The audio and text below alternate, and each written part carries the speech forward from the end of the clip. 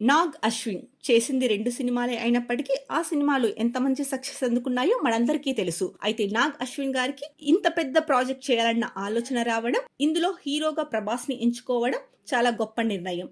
అయితే ఈ సినిమాను ప్రభాస్ ఒప్పుకోవడం, అలాగే ప్రొడక్షన్ బ్యానర్ వైజయంతి వారు ఒప్పుకోవడం గర్వించదగ్గ విషయం. ముందుగా వీరికి కృతజ్ఞతలు. ఇక ఈ మూవీ పాన్ వరల్డ్ మూవీ కావడం విశేషం. ఏమాత్రం హాలీవుడ్ గ్రాఫిక్స్ కి, విఎఫ్ఎక్స్ కి తగ్గకుండా సినిమాను తెరకెక్కించిన విధానంతో నాగ్ అశ్విన్ తన సత్తా ఏంటో చూపించాడు. తెలుగు వారిగా ఇది మనందరం గర్వించదగ్గ విషయం. రాజమౌళి తర్వాత నాగ్ అశ్విన్ తెలుగు సినిమా సత్తాను ప్రపంచానికి చాటడం మనందరికి నిజంగా గర్వకారణమే. ఇక్కడ మనం గమనించాల్సిన విషయం ఇంకొకటి ఉంది.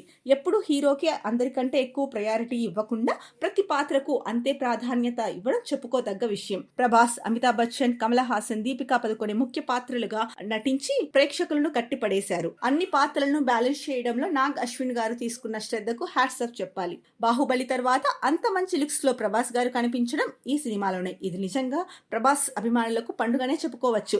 అసలు కర్ణుడిగా ప్రభాస్ ను పరిచయం చేయడం, ఆ గ్రాఫిక్స్ నెక్స్ట్ లెవెల్ అనే చెప్పవచ్చు. ఇక్కడ ప్రతి ఒక్క పాత్ర గురించి ప్రత్యేకంగా చెప్పుకోవాలి. ఎంతో శ్రద్ధతో అంత బాగా డిజైన్ చేసి ప్రతి ఒక్క పాత్రను చాలా చక్కగా చూపించారు. కల్కి సినిమా వర్క్ చేసిన ప్రతి ఒక్క సభ్యుడికి, సభ్యురాలికి కృతజ్ఞతలు మరియు హృదయపూర్వక శుభాకాంక్షలు.